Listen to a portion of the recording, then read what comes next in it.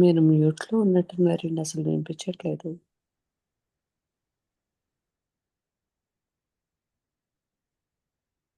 Okay. Sorry. నేను చెప్పేస్తున్నాను. Okay. సరే. శ్లోకం చదువుతాము. ప్రకృతే క్రియమాణాని ప్రకృతే క్రియమాణాని గుణైః కర్మాణి సర్వశః గుణైః కర్మాణి సర్వశః అహంకార విమూఢాత్మా అహంకారమిత్యత్వా కర్తాహమితి మన్యతే. కర్తాహమితి మన్యతే. సో ప్రకృతేః క్రియమాణాని గుణైః కర్మాణి సర్వశః అహంకార విమూఢాత్మా కర్త అహం ఇతి మన్యతే. అయితే ముందు శ్లోకంలో విద్వాంసుడు ఆసక్తి లేకుండా కర్మలు చేస్తూ ఉంటాడు అని చెప్పారు. కానీ నేను కర్తను కాను అనే ఆత్మజ్ఞానము లేని వాని మనసులో బుద్ధి భేదమును కలిగించకూడదు. బుద్ధి భేదమును కలిగించకుండా ఇప్పుడు ఒకడికి కర్మల మీద ఆసక్తి, కర్మ మీద ఆసక్తి అంటే కర్మ ఫలము మీద ఆసక్తియే కర్మ మీద ఆసక్తి. కర్మఫలము మీద ఆసక్తి ఉండి కర్మలు చేస్తున్న వాడిని ఇగో నువ్వు కర్తవ కాదు, నువ్వు నీ కర్మఫలము లేదు, కర్మఫలం ఏమిటి, నువ్వు కర్తవే కాదు అని చెప్పి వాళ్ళ చేత పనులు మాన్పించకూడదు. కర్మలు మాన్పించకుండా తాను కూడా అంత ఆసక్తి కలిగి ఉన్నాడా అన్నట్టు కర్మలు చేస్తూ ఉంటాడు, అందుచేత చేయిస్తూ ఉంటాడు అని చెప్పారు. నా బుద్ధిభేదం జనయేత్ అజ్ఞానం కర్మ సంజ్ఞానం. మరి జ్ఞాని ఆసక్తి లేకుండా కర్మలు చేయగలుగుతున్నాడు అంటే లోక సంగ్రహార్థం కర్మలు చేయగలుగుతున్నాడు జ్ఞాని. అజ్ఞాని ఎందుకు అలా చేయలేకపోతున్నాడు అని ప్రశ్న. ఆ ప్రశ్నకి సమాధానం. సో అవిద్వాన్ అజ్ఞ కథం కర్మసు సజ్జతే అంటే సంగము కలిగి ఉండుట. కర్మల యందు ఏ విధంగా కర్మలు కలిగి ఉంటాడు, ఎందుకు అలా కర్మల యందు ఆసక్తి కలిగి ఉంటాడు అన్న ప్రశ్నకు సమాధానం. అయితే సర్వశః ప్రకృతే గుణైః క్రియమాణాన్ని కర్మాణి ఆర్ సర్వశః కర్మాణి, అన్ని కర్మలు కూడా ఇక్కడ ప్రకృతే గుణైః క్రియమాణి అంటే ఇప్పుడు ఒక నది ప్రవహిస్తోంది, అక్కడ నది ప్రవహిస్తున్న దానికి కర్త ఎవరు అన్నది ప్రశ్న. ఈ సృష్టిలో ఇంత కర్మ జరుగుతోంది, ఇంత యాక్టివిటీ జరుగుతోంది, దాని అంతటికి కర్త ఎవరు?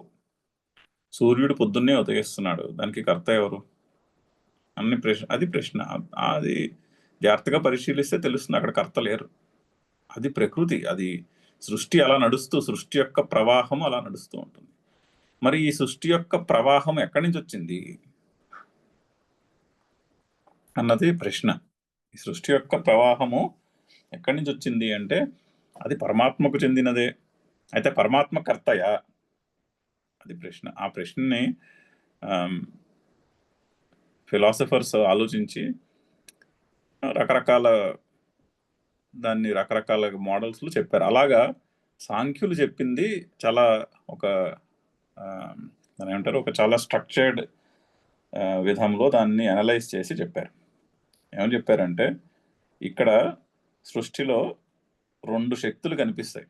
అంటే ఒకటేమో పరమాత్మ, ఈశ్వరుడు అన్నాం. ఈశ్వరుడు బొమ్మ గీసుకుంటే అది కొంచెం క్లియర్గా అర్థం అవుతుంది.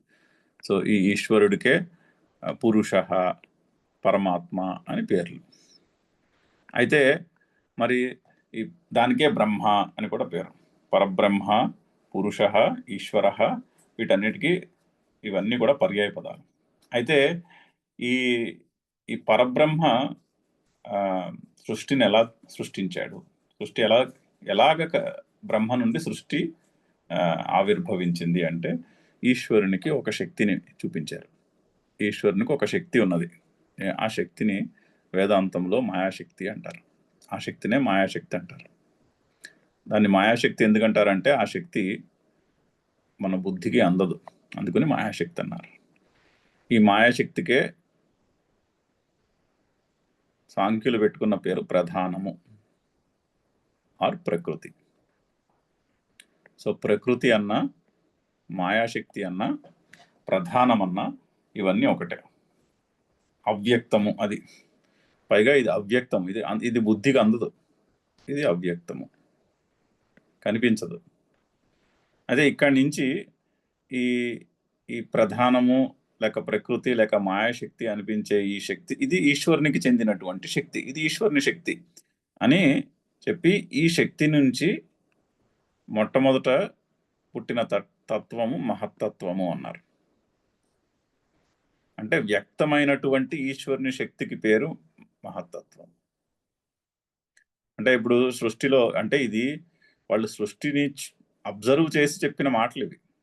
సృష్టిలో జరుగుతున్నది అబ్జర్వ్ చేసి చెప్పిన మాటలు, అబ్జర్వ్ చేయకుండా ఏదో వాళ్ళు ర్యాండమ్ గా చెప్పిన మోడల్ కాదు ఇది. సృష్టిని అబ్జర్వ్ చేసి చెప్పిన మాట. అంటే ఏంటి, ఫర్ ఎగ్జాంపుల్ చెట్టు మొక్క పుట్టింది, అంకురం, ఆ అంకురం నుంచి పుడుతుంది, అంకురము బీజము నుంచి పుడుతుంది. సో బీజములో అవ్యక్తమైనటువంటి మాయాశక్తి ఉంది, దానికి ప్రకృతి అని పేరు. అందులోంచి ఫస్ట్ పుట్టేది అంకురము. సో దీన్ని అర్థం చేసుకోవాలంటే ఫర్ ఎగ్జాంపుల్ అంకురము, మొట్టమొదటి అంకురం ఉంటుందిగా, అది మహత్తత్వం. ఆ అంకురంలో బీజము నుంచి అంకురం పుట్టింది, ఆ అంకురంలో మొత్తము ఇంటెలిజెన్స్ అంతా ఉన్నది, కాస్మిక్ ఇంటెలిజెన్స్. ఆ కాస్మిక్ ఇంటెలిజెన్స్ చెట్టు అంకురం నుంచి మొక్క నుంచి చెట్టు నుంచి ఫలములు పువ్వులు ఇచ్చేటటువంటి ఇంటెలిజెన్స్ ఆ అంకురంలో ఆల్రెడీ ఇమిడిపోయి ఉన్నది. సో దానికి మహత్తత్వము అని పేరు. మహత్తత్వం నుంచి అహంకారము, అంటే సమష్టి అహంకారము పుట్టినది అన్నారు మహత్తత్వం నుంచి.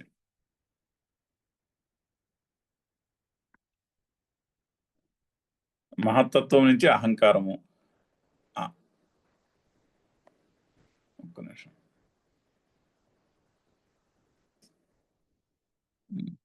సో ఈ అహంకారము నుంచి ఒక పక్కనేమో పంచమహాభూతములు,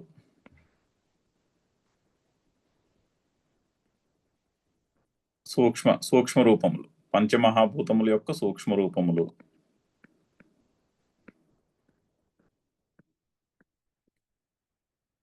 ఈ పంచమహాభూతముల యొక్క సూక్ష్మ రూపముల నుంచి మనకి చుట్టూరా కనిపించే పంచమహాభూతములు యొక్క స్థూల రూపములు, అంటే మనకి కంటికి కనిపించే నీరు, నిప్పు, గాలి, వాటి యొక్క స్థూల రూపము. ఒక పక్క ఇవి పుట్టాయి, ఇంకొక పక్క ఇది క్రమము. ఒక పక్క మనస్సు, 5 జ్ఞానేంద్రియాలు,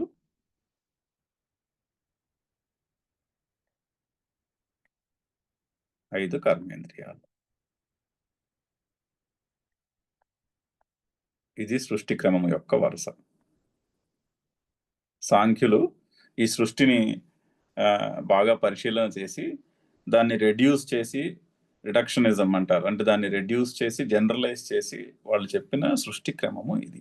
ఈ సృష్టి క్రమముని ఇక్కడ శ్రీకృష్ణుడు అడాప్ట్ చేసుకుంటున్నాడు. వీళ్ళు చెప్పినటువంటి వాళ్ళు కూడా ఉపనిషత్తులు అవి చూసి చెప్పారు, అది చెప్పింది ఇక్కడ అడాప్ట్ చేసుకుంటున్నారు. సో అయితే ఈశ్వరుని యొక్క శక్తి మాయాశక్తి ఆరు ప్రకృతి నుంచి మహత్తత్వము నుంచి అహంకారము, సమష్టి అహంకారము నుంచి ఒక పక్క పంచమహాభూతాల యొక్క సూక్ష్మ రూపములు ఆరు సూక్ష్మ తత్వములు, వాటి నుండి మనకి కంటికి కనిపించే పంచమహాభూతములు అంటే స్థూల రూపములు, నీరు, నిప్పు, నింగి, గాలి, ఆకాశం, అవి. ఇంకొక పక్క మనస్సు, 5 జ్ఞానేంద్రియములు, అది కర్మేంద్రియములు. సో ఇక్కడ 11, ఇక్కడ 10, 21, 3, 24, 25 తత్వములు అని చెప్పారు. ఈ 25 తత్వం అయితే అయితే ఇది ఎలా అర్థం చేసుకోవాలంటే ఈశ్వరుడు చైతన్యము. ఇప్పుడు ఒక గదిలో మీకు వస్తువులు కనిపిస్తున్నాయి అనుకోండి, ఒక దీపం ఉండాలి. ఒక దీపం ఉంటే దీపపు కాంతిలో మీకు ఆ గదిలో ఉన్న వస్తువులన్నీ కనిపిస్తాయి. ఈ పురుషుడు వారి చైతన్యము ఆ దీపపు కాంతి వంటిది. ఈ మీకు కనిపించే వస్తువులన్నీ ఈ మాయాశక్తి నుంచి క్రమముగా పుట్టినటువంటి పంచమహాభూతములు తాలూకు యొక్క రూపము మీకు కనిపించే వస్తువులు. ఆ విధంగా విభజన చేసి పెట్టారు. అయితే సాంఖ్యులకి ఇక్కడ శ్రీకృష్ణుడు చెప్పబోయేదానికి చిన్న తేడా ఏంటంటే, అంటే చిన్న తేడా కాదు, ఫండమెంటల్ డిఫరెన్స్. సాంఖ్యులు ప్రతి జీవిలోనూ ఈ పురుషుడు ప్రకృతి వేరని చెప్పారు. ప్రతి జీవిలోనూ కూడా ఈ పురుష చైతన్యము వేరు వేరు, నాలో ఉన్న చైతన్యము వేరు, మీలో ఉన్న చైతన్యము వేరు అని చెప్పారు. శ్రీకృష్ణుడు 13వ అధ్యాయంకి వచ్చినప్పుడు ఈ పురుషునికే క్షేత్రజ్ఞుడు అని పేరు పెడతాడు. ఈ పురుషుడు లేదా ఈశ్వరునికే ఇక్కడ క్షేత్రజ్ఞుడు అని పేరు ఇక్కడ శాస్త్రంలో. ఇది క్షేత్రజ్ఞ, ఇటుపక్కన ఉన్నది క్షేత్రము. సో అన్ని క్షేత్రములను క్షేత్రజ్ఞుడను నేనే అని శ్రీకృష్ణుడు చెప్పబోతున్నాడు. మనకి చాలాసార్లు వస్తుంది ఆ మాట. నాకంటే మత్త పరతరం నాణ్యత్ కించిదస్తి ధనంజయ, నాకంటే వేరేది ఇక్కడ ఏమీ లేదని చెప్తాడు. అంటే అక్కడ ఆయన చెప్తున్న భావన అది. ఆ క్షేత్రజ్ఞుడు ఆ దీపము వంటి వాడు, ఆ దీపము నుండి బయట ఉన్నది ఏమీ లేదు ఇక్కడ అని చెప్పబోతున్నాడు. సో ఆ పైగా అన్ని క్షేత్రముల యందు క్షేత్రజ్ఞుడను ఒక్కడే అని ఈయన చెప్పాడు. సాంఖ్యులేమో ఏ జీవిలో ఆ ఈశ్వరుడు వేరని వాళ్ళు అన్నారు.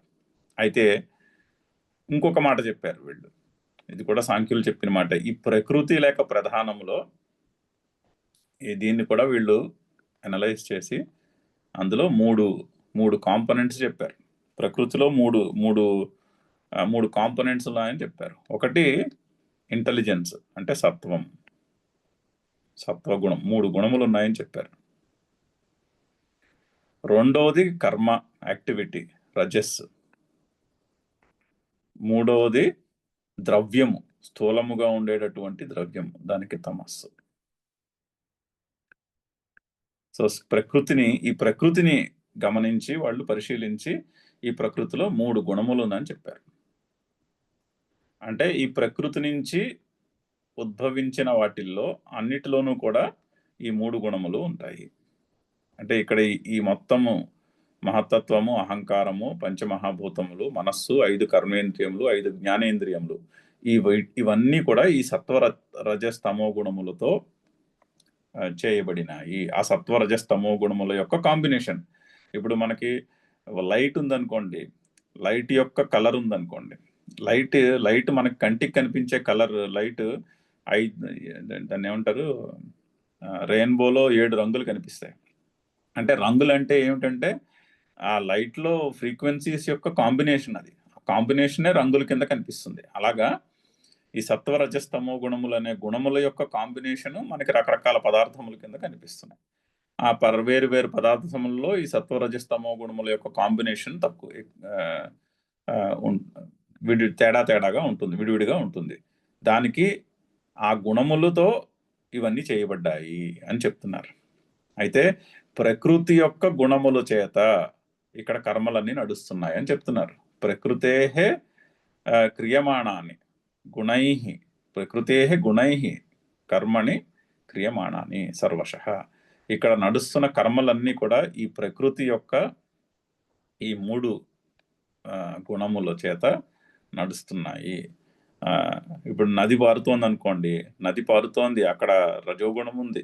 అక్కడ నది పారడానికి అది సముద్రానికి వెళ్ళే దారిని వెతుక్కుంటుంది, అక్కడ సత్వగుణం ఉంది, ఇంటెలిజెన్స్ ఉంది, జ్ఞానం ఉంది, పైగా అది ద్రవ్యము. సో అక్కడ తమో గుణం ఉన్నది. ఈ 3 కలిసి ఉన్నాయి. ఏది చూసినా కూడా ఈ ప్రకృతిలో ఈ 3 గుణముల యొక్క కాంబినేషన్. అది రిడక్షనిజం. అంటే బాగా పరిశీలన చేసి ఇక్కడ ఉన్నది ఏమిటి అని పరిశీలన చేసి దాన్ని ఎన్ని తక్కువ విభాగములలో చెప్పగలిగితే అన్ని తక్కువ విభాగములలో చెప్పాలనే ఒక రకమైనటువంటి ఆలోచన పరిశీలన చేసి చెప్పినటువంటి అబ్జర్వేషన్ ఇది. ఆ అబ్జర్వేషన్ నుంచి పుట్టినటువంటి డిస్క్రిప్షన్. సో ఈ ప్రకృతిలో ఈ చుట్టుపక్కల జరిగేవన్నీ కూడా ఈ సత్వ రజస్తమో గుణముల యొక్క కాంబినేషనే తప్ప ఇక్కడ కర్త అంటూ ఎవడు లేడు అని చెప్తున్నటువంటి మాట. సరే, అది ఈ శ్లోకమునకు వెనకాల ఉన్నటువంటి దాన్ని ఏమంటారు, మోడల్, ఒక ఆలోచన పద్ధతి, ఒక దృష్టికోణం. ఈ దృష్టికోణం నుంచి చెప్తున్నటువంటి మాట. సో ప్రకృతి యొక్క గుణములు అంటే సత్వరజస్తమో గుణములు, ఆ సత్వరజస్తమో గుణములచే ఇక్కడ ప్రతిదీ కూడా చేయబడుతున్నది. అందుకనే మనము విష్ణుమూర్తిని చూడండి, ఈశ్వరుడు కర్త ఒక విధంగా చూస్తే, కానీ ఈశ్వరుడు దేనికి కర్త కాదు. ఈ జగత్తును సృష్టించిన ఈశ్వరుడు తాను కర్త ఏం కాదు. ఎందుకంటే ఆ మాయాశక్తిలో ఉన్నటువంటి గుణముల చేత ఈ కర్మ అంతా నడుస్తున్నది. అందుకనే విష్ణుమూర్తి అలాగా శేషశయనం మీద రెస్ట్ తీసుకుంటూ ఉంటాడు ఆ పిక్చరైజేషన్లో. ఎందుకంటే సృష్టికర్త సృష్టిని నడిపిస్తున్నది ఆయన అయినా కూడా ఆయన ఏమీ చేయట్లేదు.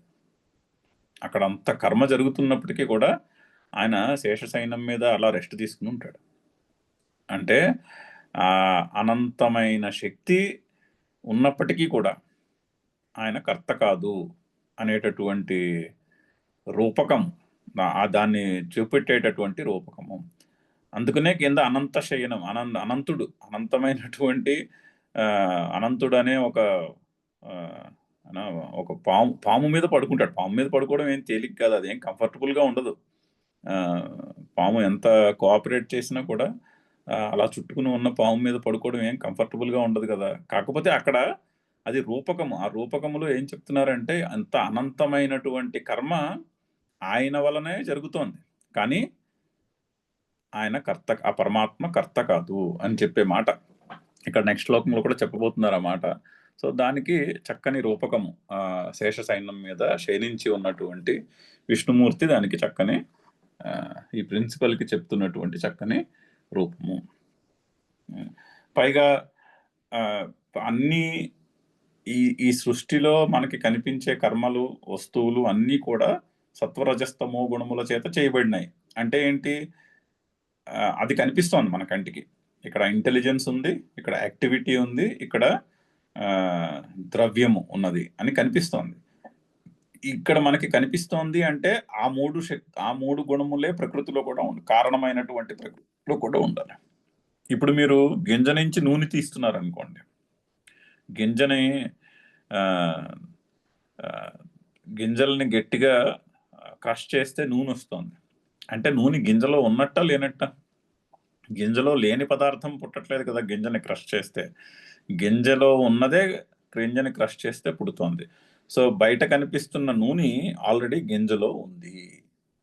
అదే విధముగా సృష్టిలో మీకు సత్వరజస్తమో గుణములు కనిపిస్తున్నాయి అంటే ఈ సృష్టికి కారణమైన మాయాశక్తిలో కూడా సత్వరజస్తమో గుణములు ఉండి ఉండాలి. అది అక్కడ ఆలోచన పద్ధతి అది.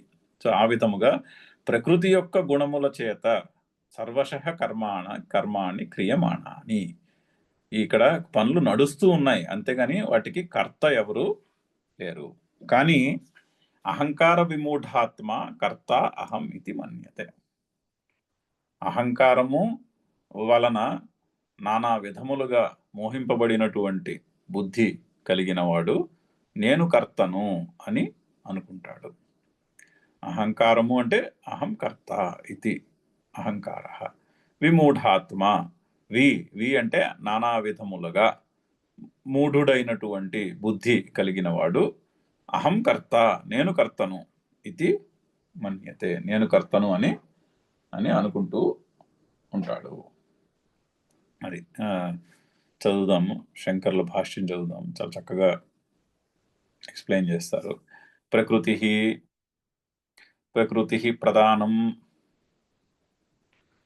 ప్రధానము చెప్పుకున్నాం కదా. ప్రధానమన్నా, ప్రకృతి అన్నా, మాయాశక్తి అన్నా ఒకటే.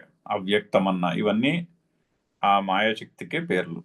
సాంఖ్యులు చెప్పినప్పుడు వాళ్ళు ప్రధానము ప్రకృతి అన్నారు, వేదాంతంలో దానికే మాయాశక్తి అని కూడా పేరు పెట్టారు. సో మాయాశక్తి, ప్రకృతి, ప్రధానము, అవ్యక్తము ఇవన్నీ పర్యాయ పదములు. అంటే ప్రధానం అంటే ఏంటి? డెఫినేషన్. మరి ప్రధానములో సత్వరజస్తమో గుణములు ఏ విధముగా ఉంటాయి?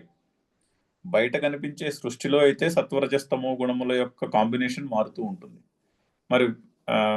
మరి మాయాశక్తి లేక ప్రకృతిలో సత్వరజస్తమసాం గుణానాం సామ్యావస్థ. సో సత్వరజస్తమో గుణముల యొక్క సామ్యావస్థకి ప్రధానము అని పేరు, ఆ ప్రకృతి అని పేరు.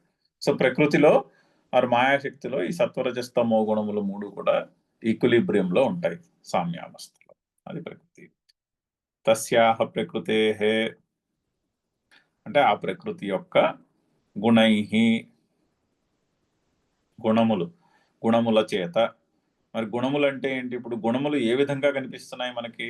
వికారైహి, కార్యకరణ రూపై. ఆ ప్రకృతి యొక్క గుణములే మనకి పంచమహాభూతములుగాను, 5 కర్మేంద్రియములు, 5 జ్ఞానేంద్రియములు, మనస్సు ఈ రూపములో మనకి అనుభవానికి వస్తున్నాయి. అంటే ఏ విధంగా అనుభవానికి వస్తున్నాయి? కార్యకరణ రూపై. ఆ ప్రకృతి యొక్క కార్యమైనటువంటి ఈ శరీరం ఉందనుకోండి, ఇది కార్యము అంటే ఎఫెక్ట్, కరణములు అంటే సాధనములు. సో కార్యకరణము రూపై వికారై. కరణములు అంటే ఇంద్రియములు. పంచమహాభూతముల చేత చేయబడినటువంటి ఈ శరీరముగాను, ఈ శరీరముతోటి మనము ఈ జగత్తుని అనుభవించడానికి సాధనములైనటువంటి ఇంద్రియములుగాను కూడా ఆ సత్వరజస్తమో గుణములే ఇక్కడ కనిపిస్తున్నాయి. ఆ రూపములో ఉన్నటువంటి సత్వరజస్తమో గుణముల చేత అని అర్థం. గుణై అంటే గుణముల చేత. ఏ గుణముల చేత? ఇక్కడ గుణం, ఆ సత్వరజస్తమో గుణముల యొక్క వికారములు అంటే వాటి యొక్క మార్పులు, ట్రాన్స్ఫర్మేషన్స్ అయినట్టి కార్యకరణ రూపములైనట్టి గుణముల చేత. అంటే శరీరము, ఇంద్రియములు రూపముగా మనకి మనకి ఇక్కడ కనిపిస్తున్నటువంటి ఈ సత్వరజస్తమో గుణముల యొక్క వికారముల చేత క్రియమాణాని కర్మాణి, అన్ని కర్మలు చేయబడుతున్నాయి, అన్ని కర్మలు నడుపబడుతున్నాయి. ఇక్కడ కర్మ జరుగుతున్నాయి, వాటి వలన జరుగుతున్నాయి కర్మలు, అంతేనే కానీ ఇక్కడ కర్త ఎవరు లేరు. అయితే ఈ కర్మల్ని మళ్ళీ ఆయన క్లారిఫై చేస్తున్నారు. లౌకికాని శాస్త్రీయాని చ.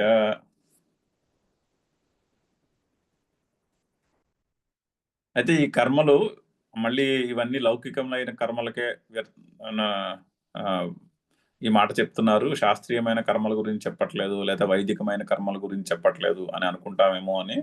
లౌకికమైన కర్మలు, శాస్త్రీయమైన కర్మలు, అన్ని కర్మలు కూడా గుణముల చేత చేయబడుతున్నాయి, ప్రకృతి యొక్క గుణముల చేత చేయబడుతున్నాయి. సర్వశః సర్వప్రకారై, అన్ని ప్రకారములైనటువంటి కర్మలు కూడా ఆ గుణముల చేతనే చేయబడుతున్నాయి. కానీ అహంకార విమూఢాత్మ అంటే డిస్క్రైబ్ చేస్తున్నారు. కార్యకరణాత్మ ప్రత్యయ అహంకార. అహంకారానికి చక్కని డెఫినేషన్. ఇది కార్యము, ఇది కరణము అనేటటువంటి బుద్ధి నిశ్చయము. ప్రత్యయం అంటే బుద్ధి నిశ్చయం. ప్రత్యయ కార్యకరణాత్మ ప్రత్యయ అహంకార. అంటే ఇది కార్యము, ఇది కరణము అన్న విభాగం ఎప్పుడు వస్తుందో అంటే నేను కర్తను అన్న ఆలోచన పుట్టినది ఎప్పుడు కార్యము కరణము అనే విభాగం ఉంటుంది. నేను కర్తను కాను అనుకుంటే ఇంకా కార్యము కరణము అనే విభాగం లేదు, ఆ విభాగంతో సంబంధం ఉండదు. కానీ నేను కర్తను అనుకుంటే అప్పుడు చేయవలసిన పని ఉంటుంది, ఆ పని చేయడానికి సాధనం ఉంటుంది, ఆ పని నుంచి పొందవలసినటువంటి ఫలం ఉంటుంది. సో ఆ ఫలమును పొందే కోరిక ఉంటుంది, ఇవన్నీ వస్తాయి. కర్తను అనుకుంటే ఆ కర్త వెనకాలే ఇవన్నీ ఉంటాయి. ఆ కర్తను అంటే నేనేదో చేయాలన్న కోరిక ఉంటుంది. ఆ కోరిక చేయడానికి ఎందుకు కోరిక ఉంటుందంటే ఆ కోరికను మోటివేట్ చేసేటటువంటి ఫలం ఉంటుంది. అయితే ఇప్పుడు ఏం చేయాలి? ఆ కోరికను సాధించుకుందుకు కర్మ చేయాలి. అయితే ఏముండాలి? అది చేయడానికి కారణములు ఉండాలి. ఆ ఫలం ఉందని తెలుసుకుందుకు కారణం ఉండాలి, ఆ ఫలము మీద ఆసక్తి కలగడానికి కారణం ఉండాలి, ఆ ఫలమును సిద్ధించుకుందుకు కారణం ఉండాలి. సో కర్తను అనుకుంటే కార్యము కరణము అనేటటువంటి విభాగము వచ్చేసింది. ఇది ద్రష్ట, ఇది దృశ్యము అనే విభాగము వచ్చింది. అందుకని అదియే ఆ విభాగానికి మూలమునున్నటువంటి నేను ఫలానా అనేటటువంటి ఐడియా ఏదైతే ఉందో అది అహంకారం. తేన వివిధం నానావిధం మూఢ ఆత్మ అంతఃకరణం యస్య సహ. అయితే కార్యకరణాత్మ ప్రత్యయము చేత తేన దాని చేత వివిధం నానావిధం మూఢ. విమూఢ అంటే వివిధం మూఢ అని అంటే నానా విధములుగా అనేక విధములుగా మోహింపబడినవాడు అని అర్థం. వివిధం మూఢ ఆత్మ అంతఃకరణం యస్య సహ. అటువంటి అంతఃకరణము, అటువంటి బుద్ధి ఎవరికైతే ఉన్నదో వాడు అహంకార విమూఢాత్మ. సో అయం కార్యకరణ ధర్మ. ఈ ఈ కార్యకరణమును అనే బుద్ధి నిశ్చయము కలిగిన వాడు, అది చెప్తున్నారు. కార్యకరణాభిమాని అంటే కార్యము కరణము అనే అభిమానము కలవాడు. అంటే నేను ఫలానా, అభిమానము అంటే నేను ఫలానా, ఇది నాది అనే ఐడియా కలవాడు. అటువంటి అభిమానమును కలవాడు ఏం చేస్తాడు? అవిద్యయ కర్మాణి ఆత్మని మన్యమానః, కర్మలను, అవిద్య చేత కర్మలను తనపై ఆరోపించుకుంటాడు. ఈ సృష్టిలో కర్మ జరుగుతోంది, కానీ ఆ కర్మలను తనపై ఆరోపించుకుంటాడు. ఫర్ ఎగ్జాంపుల్ ఎలా ఉంటుందంటే, మన గుండె కొట్టుకుంటోంది, రోజంతా కొట్టుకుంటుంది, 24 గంటలు కొట్టుకుంటుంది గుండెకాయ. కానీ ఎవరో కూడా ఈ గుండె కొట్టుకోవడానికి నేను కర్తను అని అనుకోరు. కానీ ఒక కోరిక పుడుతుంది మనసులో, ఒక ఫలము సాధించాలని. అప్పుడు మాత్రము నేను కర్తను అనుకుంటాడు. యాక్చువల్లీ మన మనసులో పుట్టే కోరిక, ఆ కోరికను సాధించుకునే కర్మని మనం బ్రతికున్నంతసేపు గుండె కొట్టుకోవడం అనే కర్మతో కంపేర్ చేశారనుకోండి, ఏది గొప్ప కర్మ? ఆబ్వియస్లీ గుండె కొట్టుకోవడం చాలా రెట్లు గొప్పది మనకి, మన బుద్ధిలో వచ్చే కోరికల కంటే. అంత పెద్ద కర్మకి నేను కర్తను కాదు అని అనుకోడు, చిన్న చిన్న కోరికలకు మాత్రం నేను కర్తను అనుకుంటాడు. అది అభిమానం అంటే.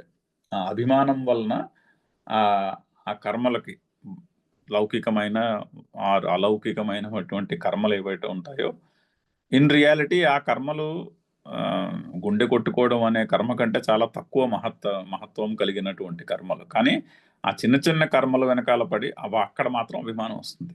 ఎందుకంటే నేను ఫలానా, ఇది నాది అనేటటువంటి ఐడియా ఓవర్టేక్ చేస్తుంది. ఆ ఐడియా వలన నేను కర్త అని అనుకుంటాడు. ఎవరు?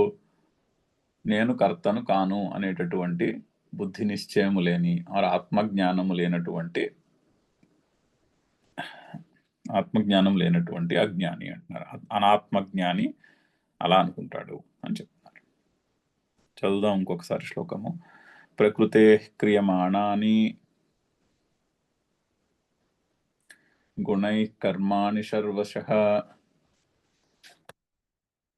అహంకార విమూఢాత్మ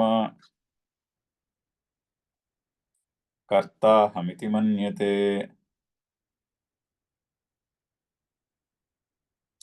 తత్వవిత్తు మహాబాహో గుణకర్మ విభాగయోః గుణాగుణేషు వర్తంతే ఇతి మత్వా న సజ్జతే. అక్కడ సంధి విడగొడితే వర్తంతే అనాలి, లైన్ అక్కడ ఆపకుండా లైన్ అంతా చదువుకుంటే వర్తంత అనే అనాలి. ఆ సంధిలో ఏకారం పోతుంది, పూర్వరూప సంధి అండ్ పరరూప సంధి. వర్తంతే ప్లస్ ఇతి, వర్తంత ఇతి. తర్వాత ఉన్నటువంటి రూపం మిగిలింది, ముందున్న రూపము పోయినది, సంధికి ముందున్నది. సో ఆపితే మాత్రం వర్తంతే అని చదవాలి, ఆపకపోతే వర్తంత అనే చదవాలి. సో తత్వవిత్ తు తత్వవిత్ మహాబాహో, హే మహాబాహో, గుణకర్మ విభాగయోః గుణ గుణేషు వర్తంతే ఇతి మత్వా న సజ్జతే. అయితే ముందు అవిద్వాంసుడు ఏ విధంగా కర్మల యందు సంగము కలిగి ఉంటాడో, ఏ కారణము చేత కర్మల యందు సంగము కలిగి ఉంటాడో చెప్పారు. ఇప్పుడు యహ పునః విద్వాన్, మరి ఇప్పుడు విద్వాంసుని యొక్క మాట చెప్తున్నారు. తు అంటే ఆన్ ది అదర్ హ్యాండ్, అలా కాకుండా తత్వవిత్, హే మహాబాహో, అర్జునుడిని పిలుస్తున్నాడు మహాబాహో అని. అంటే చిన్న దాన్ని ఏమంటారు, ధ్వని, వ్యంగ్యం కూడా చెప్పుకోవచ్చు.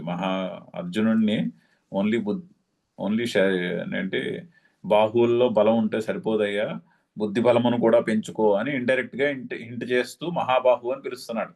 హే మహాబాహో అని అర్జునుడిని పిలుస్తున్నాడు. హే మహాబాహో, తు ఆన్ ది అదర్ హ్యాండ్ గుణకర్మ విభాగయోః తత్వవిత్, గుణకర్మ విభాగములు తెలిసి ఉన్నటువంటి తత్వవిత్తు, కర్మల యొక్క విభాగం దాన్ని తెలుసుకున్నటువంటి తత్వవిత్తు. అయితే ఇక్కడ గుణములు ఉన్నాయి, కర్మలు ఉన్నాయి.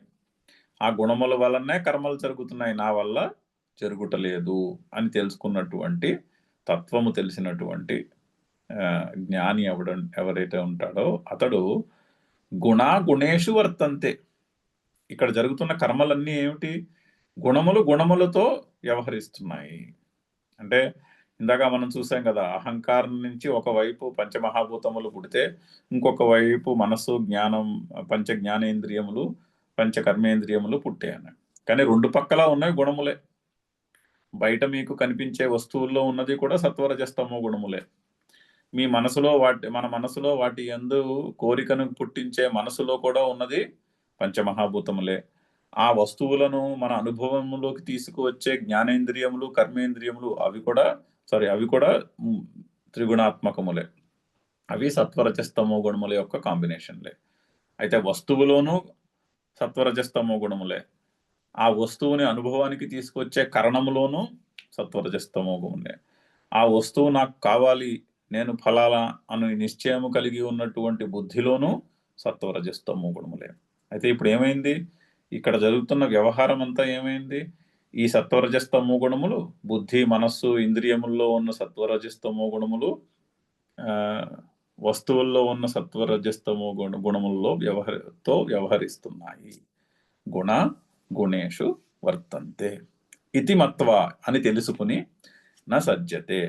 ఇది తెలుసుకుని కర్మఫలముల యందు ఆసక్తి లేకుండా ఉంటాడు జ్ఞాని అని అర్థము. చాలా చక్కని అనాలిసిస్, చాలా చక్కని డిస్క్రిప్షన్. ఇక్కడ జరుగుతున్న కర్మ ఎంతయూ కూడా, అది చిన్న కర్మ చాలా చిన్న కర్మ నుండి అతి మహత్తరమైనటువంటి కర్మ వరకు ఈ సృష్టిలో జరుగుతున్న కర్మలన్నీ కూడా గుణేషు వర్తంత.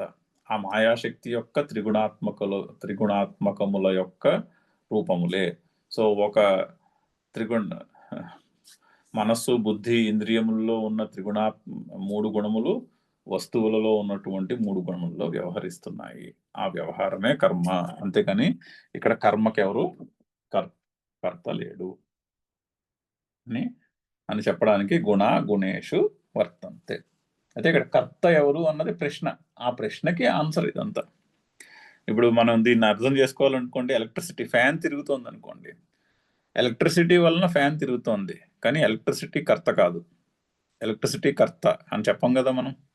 ఎలక్ట్రిసిటీ వలన ఫ్యాన్ తిరుగుతోంది. ఎలక్ట్రిసిటీ తిరుగుతున్నటువంటి ఫ్యాన్ రూపంలో వ్యక్తమైనది. ఎలక్ట్రిసిటీ మనకు కంటికి కనిపించదు, కానీ ఎలక్ట్రిసిటీ ఉంది. అది కారణము. ఎలక్ట్రిసిటీ ఉండటం వల్లనే ఫ్యాన్ తిరుగుతోంది కాబట్టి మనకి ఎలక్ట్రిసిటీ ఉందని తెలుస్తోంది. కానీ ఎలక్ట్రిసిటీలో కర్తృత్వం ఉన్నదా, భోక్తృత్వం ఉన్నదా? అంటే కర్త ఉంటే భోక్తృత్వం కూడా ఉండాలి. నేను కర్తను అనుకుంటే, ఎందుకు అనుకుంటాడు నేను కర్తనని? ఎందుకంటే అందులోంచి అనుభవించవలసినది ఏదో ఉంది కాబట్టి నేను కర్తను అనుకుంటాడు. సో ఎలక్ట్రిసిటీలో ఆ కర్తృత్వము, భోక్తృత్వము అనేవి కనిపించవు. సో ఎలక్ట్రిసిటీ కర్త కాదు. కానీ ఎలక్ట్రిసిటీ లేకుండా ఫ్యాన్ తిరగదు. రూమ్లో దీపం ఉన్నది, దీపము లేకుండా రూమ్లో ఉన్న వస్తువులు కనిపించవు, కానీ దీపము కర్త కాదు. సూర్యుని యొక్క కాంతి లేకుండా ఈ జగత్తులో ఏ వస్తువు మనకు కనిపించదు, కానీ సూర్యుని యొక్క కాంతి దేనికి కర్త కాదు. ఈ సృష్టిలో కర్మ అయితే ఉన్నది, కానీ కర్త అయితే ఎవడు లేదు. అయితే కర్తృత్వమునకు హేతువు అజ్ఞానం. నేను ఫలానా అనే అభిమానము, ఆ అభిమానం నుండి నేను కర్తను అనేటటువంటి ఆ బుద్ధి నిశ్చయము కలుగుతుంది. సో జ్ఞాని అయితే ఇక్కడ ఉన్న కర్మలన్నీ కూడా గుణములతో వ్యవహరిస్తున్నాయి అని తెలుసుకుని కర్మల యందు సంగము, అంటే కర్మఫలముల యందు సంగము లేకుండా ఉండగలుగుతాడు. అదే చెప్తున్నారు భాష్యంలో. తత్వవిత్తు తు అంటే ఆన్ ది అదర్ హ్యాండ్, తత్వవిత్ మహాబాహో. అయితే ఈ తత్వవిత్ ఎవరు? కస్య తత్వవిత్ అంటే ఏది తెలుసుకున్నవాడు? ప్రశ్న. గుణకర్మ విభాగయోహో, గుణకర్మముల యొక్క విభాగమును తెలుసుకున్నటువంటి వాడు తత్వవిత్తు. గుణ విభాగస్య కర్మ విభాగస్య చ తత్వవిత్ ఇత్యర్థః. అయితే గుణములు కర్మలు వాటి యొక్క స్వరూపమును తెలుసుకున్నటువంటి వాడు తత్వవిత్తు. గుణాః కరణాత్మకాః గుణేషు విషయాత్మకేషు వర్తంతే. అయితే కరణాత్మకములు అంటే ఇంద్రియములు, మనస్సు, బుద్ధి రూపములు ఉన్నటువంటి గుణములు, సత్వరజస్తమో గుణములు, గుణేషు విషయాత్మకేషు బయట వస్తువులు, సృష్టిలో కనిపించేటటువంటి విషయములలో, వస్తువులలో ఉన్నటువంటి సత్వరజస్తమో గుణములతో వర్తంతే వ్యవహరిస్తున్నాయి. ఈ గుణములు ఆ గుణములతో వ్యవహరిస్తున్నాయి. నా ఆత్మ ఇతి మత్వా, అంతేనే కానీ నా స్వరూపము ఆ వ్యవహారమునకు కర్త కాదు. నా ఆత్మ ఇతి మత్వా నా సజ్జతే శక్తిం న కరోతి. అది తెలుసుకుని కర్మఫలముల యందు ఆసక్తి లేకుండా ఉండగలుగుతాడు. చదువుదాం శ్లోకము. తత్వవిత్తు మహాబాహో గుణకర్మ విభాగయోః గుణాగుణేషు వర్తంతే ఇతి మత్వా న సజ్జతే. ప్రకృతేర్గుణసమ్మూఢాః సజ్జంతే గుణకర్మసు తాన కృత్స్నవిదో మందాన్ కృత్స్నవిన్న విచాలయేత్. సో ప్రకృతేః గుణసమ్మూఢాః సజ్జంతే గుణకర్మసు తాన్ కృత్స్నవితః తాన్ అకృత్స్నవిదః మందాన్ కృత్స్నవిత్ న విచాలయేత్. తాన్ అకృత్స్నవిదో, అక్కడ 2 సందులు ఉన్నాయి. తాన్ ప్లస్ అకృత్స్నవిదః. తాన్ అకృత్స్నవిదః మందాన్ కృత్స్నవిత్ న. కృత్స్నవిత్ ప్లస్ న కృత్స్నవిన్న అయింది. కృత్స్నవిత్ న విచాలయేత్. అయితే ఏ పునః ఇంకా కూడా మళ్ళీ అదే ఆ మాట కంక్లూడ్ చేస్తున్నారు. ప్రకృతేః గుణసమ్మూఢాః గుణకర్మసు సజ్జంతే. ప్రకృతి యొక్క గుణముల విషయంలో మోహము చెందినవాడు గుణకర్మల యందు ఆసక్తి కలిగి ఉంటాడు. ఆ కర్మల యందు, కర్మఫలముల యందు ఆసక్తి కలిగి ఉంటాడు. తాన్ మందాన్ అకృత్స్నవిదః. ఆ మందబుద్ధి కలిగినటువంటి వాడు అకృత్స్న విధులు అంటే కృత్స్నవిత్ అంటే కృతార్థతను సిద్ధించుకున్నవాడని అర్థం. ఇంకా చేయవలసింది ఏమీ లేదు. అంటే నేను కర్తను కాదు అని తెలుసుకున్నవాడు కృతార్థుడు. ఇంకా చేయవలసింది ఏమి ఉండదు. అలా కానివాడు అకృత్స్నవిత్. అకృత్స్నవిదః దానికి షష్ఠి. ఆ అకృత్స్న విధులకు ద్వితీయ విభక్తే ఆ అకృత్స్న విధులను కృత్స్నవిత్ అంటే కృతార్థ బుద్ధి కలిగిన వాడు నా విచాలయేత్. వారిలో బుద్ధి భేదమును కలిగించడు. నా బుద్ధి భేదం జనయేత్ అనడానికి ఇది కంక్లూషన్. దాన్ని ముందు 2 శ్లోకాల్లోనూ ప్రామాణికముగా దాన్ని ఆ పాయింట్ని ఎస్టాబ్లిష్ చేసి కంక్లూడ్ చేస్తున్నారు. ప్రకృతి యొక్క గుణముల చేత మోహింపబడి, నానా విధములుగా మోహింపబడి గుణముల యందు సంగము కలిగి ఉన్న వారిని, అటువంటి అకృత్స్న విధులను అంటే కృతార్థ బుద్ధి లేని వారిని, అటువంటి మందబుద్ధులను కృత్స్నవిత్ కృతార్థ బుద్ధి కలిగిన వాడు అంటే నేను కర్తన కాను అన్న బుద్ధి నిశ్చయము కలిగిన వాడు నా విచాలయేత్. వారిలో బుద్ధి భేదమును కలిగించడు. తథాపి మళ్ళీ శనివారం నాడు చదువుదాం. ఓం పూర్ణమద పూర్ణమిదం పూర్ణాత్ పూర్ణముదచ్యతే పూర్ణస్య పూర్ణమాదాయ పూర్ణమేవావశిష్యతే. ఓం శాంతి శాంతి శాంతి. హరి ఓం.